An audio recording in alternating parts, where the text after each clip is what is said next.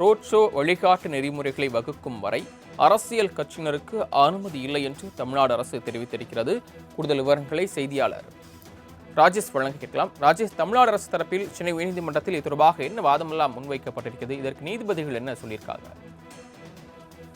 கரூர் நெரிசல் தொடர்பாக கரூர் மாவட்ட ஆட்சியர், காவல் கண்காணிப்பாளர், துணை காவல் கண்காணிப்பாளர், காவல் ஆய்வாளர் மீது ஒழுங்கு நடவடிக்கை எடுக்க கோரிய மதுரை சேர்ந்த கே ராஜன் என்பவர் தாக்கல் செய்த வழக்கு மக்களை பாதுகாக்க தவறியதால் நடவடிக்கை எடுக்க மனுவில் கோரிக்கை விடுத்திருந்தார். இந்த வழக்கு என்பது தற்பொழுது சென்னை உயர்நீதிமன்றத்தில் நடைபெற்று வருகிறது. வழக்கு சிபிக்கு மாற்றப்பட்டுள்ளதால் வழக்கு 3 வாரம் தள்ளி வைக்கப்பட்டிருக்கிறது. இந்த மனுவை உச்சநீதிமன்றத்திற்கு மாற்ற கோரிய மனு தாக்கல் செய்ய உள்ளோம் என்று மனுதாரர் தரப்பிலிருந்து தெரிவிக்கப்பட்டிருக்கிறது. அதே நிலை விஜய் பிரச்சார கூட்டங்களுக்கு கடுமையான நிபந்தனைகள் விதிக்கப்படுவதாக கூறி தமிழக வெற்றிக் கழகம் தரப்பில் ஏற்கனவே மனு என்பது தாக்கல் செய்யப்பட்டிருந்தது. அது நிலுவில் இருக்கக்கூடிய வழக்கு தலைமை நீதிபதி அமர்வில் அது விசாரணை என்பது நடைபெறுகிறது. இந்த வழக்கு எப்படி பொதுநல வழக்காக கருத முடியும் என்று தலைமை நீதிபதி கேள்வி எழுப்பியிருக்கிறார். இப்படியாக தொடர்ச்சியாக மனுதாரர்கள் தரப்பிலிருந்து பல்வேறு கேள்விகள் எழுப்பப்பட்டிருக்கிறது. வழிகாட்டு விதிகள் வகுக்கும் வரை எந்த கட்சிக்கும் ரோட் ஷோவுக்கான அனுமதி வழங்கப்பட மாட்டாது என்று தமிழக அரசு சார்பாக தெரிவிக்கப்பட்டிருக்கிறது. அதே போல வழிகாட்டு விதிகள் வகுக்கப்பட்டுள்ளதா என்று தலைமை நீதிபதி தமிழக அரசுக்கு கேள்வி எழுப்பியிருக்கிறார். விதிகள் வகுக்க நடவடிக்கைகள் மேற்கொள்ளப்பட்டுள்ளன, சம்பந்தப்பட்டவர்களிடம் கலந்தாலோசனை செய்து வருகிறோம் என்று அரசு தரப்பிலிருந்து தெரிவிக்கப்பட்டிருக்கிறது.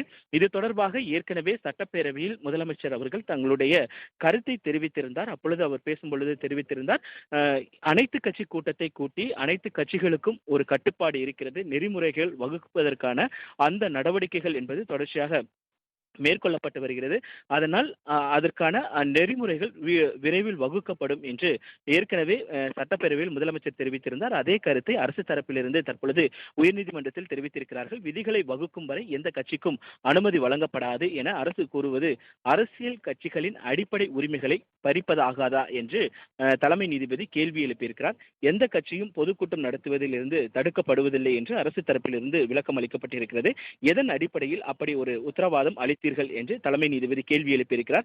ரோட் ஷோ வழிகாட்டு நெறிமுறைகளை வகுக்கும் வரை யாருக்கும் அனுமதி இல்லை என ஏற்கனவே நீதிமன்றத்தால் உறுதியளித்திருக்கிறோம் என்று தமிழக அரசு பதில் மனு தெரிவித்திருக்கிறார்கள். அதே போல பிரதான எதிர்க்கட்சியான அதிமுக தரப்பில் வாதங்களை முன்வைக்க அனுமதிக்க வேண்டும் என்று அதிமுக தரப்பிலிருந்து கோரிக்கை விடுக்கப்பட்டது.